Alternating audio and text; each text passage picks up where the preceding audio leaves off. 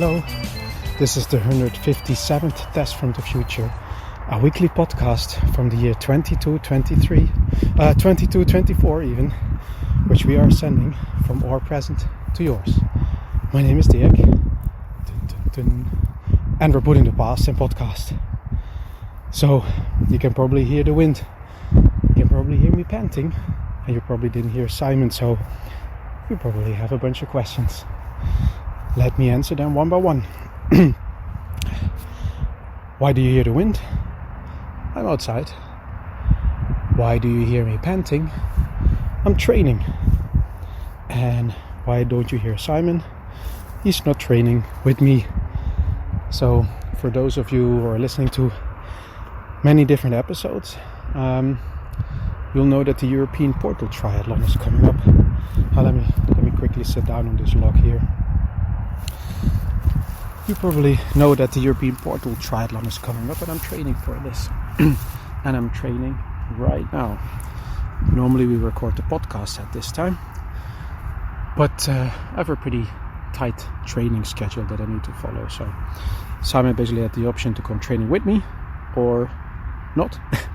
He chose not. On the other hand, he will record by himself probably next week, because the European Portal Triathlon is actually while we usually record this podcast. Okay, that hopefully answered all the simple questions. Now to the actual training. I thought maybe you were interested in how training for a triathlon works in the 23rd century. I guess there were triathlons in the 21st century, but just a quick recap. 3 different sports that get you from A to B after each other. In the European Portal Triathlon, this is actually running, swimming and hoverboarding. In the classic variation, there's cycling instead of hoverboarding. In the European Portal variation, it's hoverboarding. So what do the portals have to do with it? A portal is basically a kind of like a gate that is a teleporter that is mapped to one specific location. So you run through this and then you come out on the other side and you are somewhere else. That's why it's the European Portal Triathlon, because it covers a whole bunch of European countries. The interesting thing is, you don't know where you're going. A normal triathlon, you know, now there's running, now there's swimming, now there's cycling. With the European Portal Triathlon, after every portal, you're surprised. Will I be hoverboarding right now? You'll find out. You come out of hoverboards. You have to get on a hoverboard. Is there suddenly water? You have to get in the water and swim. It's pretty cool, and it changes. Then it's swimming, then it's running, then it's swimming again, then it's hoverboarding, then it's swimming again, or not. For training, the European Portal Association, the International Portal Triathlon Association, very complicated word, set up a bunch of training portals around Europe, and there you actually know where you're going. That's not a surprise during the actual race, it's a surprise. So where am I now? I'm in a grassy field next to a bunch of industry.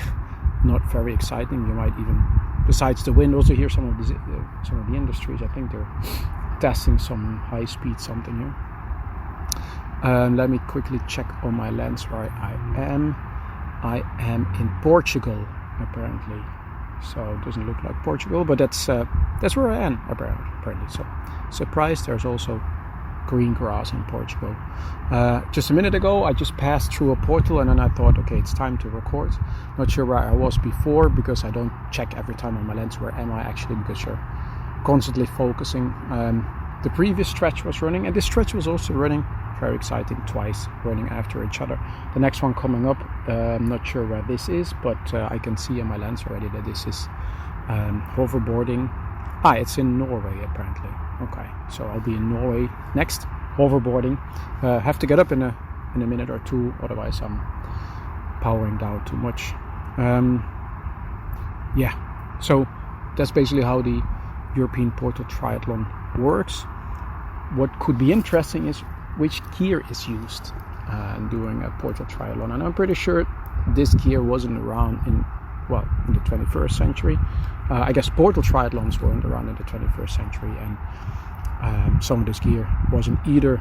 So what am I wearing at the moment? At the moment, running shoes that I can magnetize, so I can jump on any hoverboard that I see. Very practical. So magnetized running shoes specifically made for triathlons. Then I'm wearing a condensator. This turns my sweat into drinking fluid. In my case, strawberry. I used lemon before, well, not today, before, but during previous trainings. That was yucky, really. You could even taste the sweat. That was bad, but the strawberry taste is so strong that it's pretty cool. Then I'm using a pressure field generator.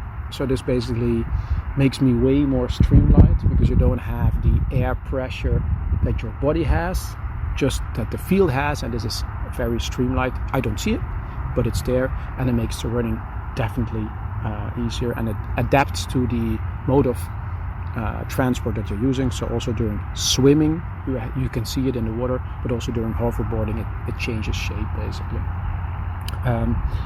That's the thing anyway, but when I was swimming previously, it was behind me instead of in front of me, and that really didn't work. And of course I was fumbling with the generator while swimming. That didn't make me very fast, and I couldn't really fix it either, so I have to work on that before the race next week, definitely.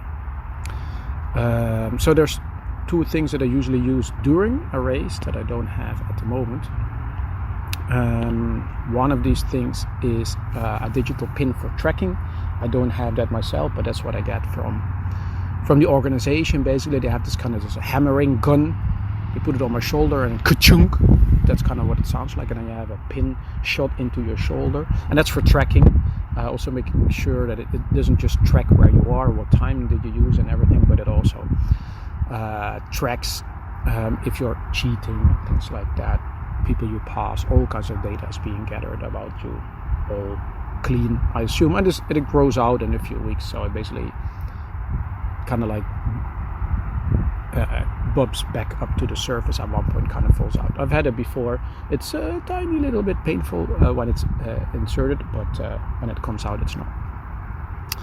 And then I plan to use a noise maker.